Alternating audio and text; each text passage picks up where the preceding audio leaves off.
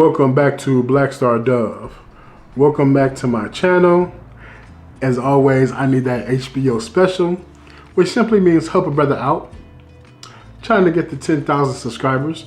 Go ahead and click that subscribe button and click the like button. I appreciate it. This video is about why some people say the wussification, some people will say the sassification, the sassiness of men, particularly black men. Where has it all come from? And why is it so prevalent right here, right now? I'm here to give what I think is a logical answer. What does it all boil down to? A lot of women are saying more men are more sassy more now than ever. But at the same time, ask that woman to define what sassy is. Because a lot of them, when they define what sassy is, if you go through other videos they have or other medias that they consume, you will see that they're begging for more men to be exactly just like that. Like for instance, the late great, the godfather of style, Kevin Samuels. Kevin Samuels was a well-dressed man, very articulate, probably smelled good. He was really good into cologne. He got me into cologne. And like he was dressed to the nine. But they would always say that he was sassy. They would call him kitten heels and all that stuff. But I was like, he represents everything that you said in the man. He's well kept, he's well groomed, his skin is amazing. I'm trying to get there. If your boy trying with the skin, I recently just started doing black mask and vitamin E and all that stuff. So we'll see. He's doing the skin, like he's taking care of himself. And this is what a whole lot of women complain about. But because he has, I guess they didn't like the message that he was giving, he became sassy. So there's all different versions of the word sassy and what it really means. But I'm here to break it down to if we can just get like a common ground. Overall, what happened, what changed? This little microphone. And I'm not talking about from men. I'm talking about from women. If you think about it, when we have all these old days, men and women like to speak, back in the day this, back in the day that, back in the day this. Back in the day, we didn't have this. And if we did, it was some disc jockey at 2 a.m. that was like taking calls from crazy, horny, drunk people. So that was just purely for entertainment purposes. It was not meant to be taken seriously. But we did have barbershop talk, and we had salon talk. Salon talk, being that I'm a black man who's now be my grandmother, owned a salon, and my mother was a hairdresser, and then my stepfather was a barber. Let's just say I spent a lot of time in the barbershop and in the salon. And I could tell you, they was both discussing the same thing. Now when it comes to modern day, yeah, those things still exist. Does a hair salon really exist anymore? Like everyone seems like they're doing hair out their garage and shit. But we have this. And speaking into this is a tool. This is a tool to give information. You can't control who receives that information. All you can do is give out the information. So a lot of podcasters, women in particular, they get on here, these apps, and they speak into this microphone, giving out information of what type of men they want, without even knowing most of the women who might do this. I'm guessing that they want someone who's 6 foot tall, makes at least six figures. Like, man, that's like that is like I don't know. It's something about 6 figures now. Like, when did that become the magic number? I don't know. But 6 feet tall, 6 figures, and 6 inches. Some people will say it's 6 inches. Some people will say 6-pack. Those are the last 6 is very interchangeable. But what I just described, I would say about 70 to 80% of women say that that's their go-to. Okay, if 70 to 80% of women are saying that and are speaking it into this mic, who is the audience? Now, they hope their audience is mostly women, and it is for the most part. But there are men who listen to these podcasts too. And they pick it up, they take notes, and then they take it back. Me, I'm not 6 foot, but let's just say I was 6 foot, because I'm actually 5'10". Thank you very much. But let's just say I was 6 foot. So I'm 6 foot tall, 6 figures, all that stuff. As a man, we are tall. If you can't be tall on your wallet. Like stand on your wallet. What that means is that you might not have the height, but you got the money, and when you have the money, the height don't really make a damn thing. But for the purposes of this conversation, I'm 6 foot tall, have 6 figures, and either 6-pack or 6 inches, right? If I know that's what 70 to 80% of the women like,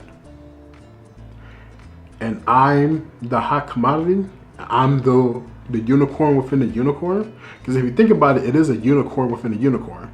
What does that mean? All right, the first unicorn is finding someone 6 foot tall. Even though it seems like they're relatively available, realistically speaking, they say about 10% is 6 foot tall as far as males, but I'm willing to push it up to maybe like 15, even 20%.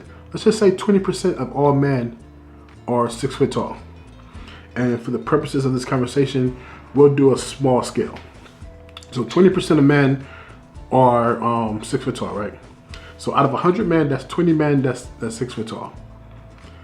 And out of those 20 men that's 6 foot tall, how many of them are making 6 figures? Realistically speaking, we might have 3 to 5. So it went from 20 available men to, let's just say, 5 available men. Now we still have that same 100 on the other side that are women. So we have 100 women, right? And I said anywhere from 70 to 80% of women are looking for the same thing.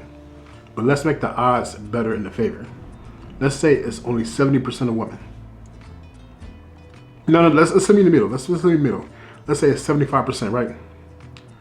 So we have 75% of women, 75 women that's checking for just these 5 guys. Well, how many times does 5 go into 75? Off the top of my head, I just want to say 15. I may be wrong. I'm actually right. 15. Oh man, thank you for quick math. I did not want to look like an idiot on online. But speaking more into this, right? So that one guy has 15 women chasing after him. Who would you say is the prize from a realistic perspective?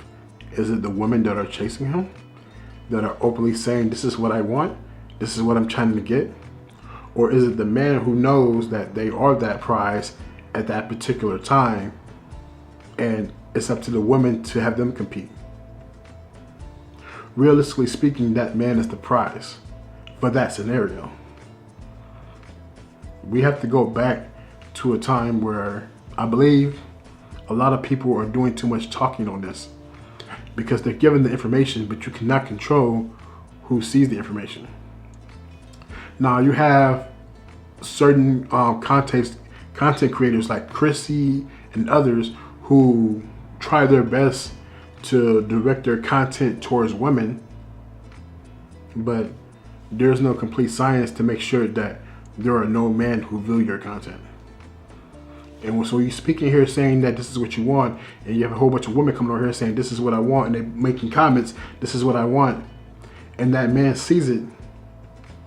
That man knows that he can act whatever type of way he wants because he's the prize. And then we got just the man who makes over 6 figures. Let's just say he's 5'3", 200 pounds, but he makes 6 figures. That man knows he can pretty much get any woman he wants, because money talks, bullshit walks. For a lot of women, not for all women, but for a lot of women, and we can see this. If you have any type of social media, you see this. And that's when he's starting to act a fool. He starts acting a little sassy. He starts acting like he's the prize. Why? Because he's been bred to only believe that, hey, you get your money up, you can do whatever the fuck you want. Women have gone on these apps openly saying, as long as I'm taken care of, he can have as many side bitches as he wants. You know? Or as long as he doesn't have another baby or a side baby, he can do what he wants. We have women that have said that.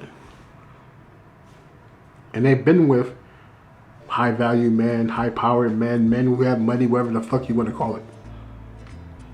But how can we get back to things being the way they used to be? I don't think we can for a generation or two. Because trust me, attention and clout is a hell of a drug. And what you won't say, somebody else will. We just have to learn to roll with the punches and know times have changed. And that men who are the prize, because when you see them, you see like women say men are sassy or men are this, look at the men that they're calling sassy. They're usually the same ones that, give or take, those women will go after or will want that man to go after them. But he doesn't have to no more. Because he knows 70 to 80% of you want him. That's your dream man. So he can act wherever the fuck he wants to act. Because he knows that you're gonna stay. Or you're gonna, fight your best friend to get to him. And I've seen it. Like, used to be in clubs a lot. I've seen friends fight each other over a man. That shit was crazy. But that's a whole nother story. I just wanted to answer the question of why the sassy apocalypse is here, or whatever the fuck you want to call it. There's so many different names. But take care. I love you. Peace.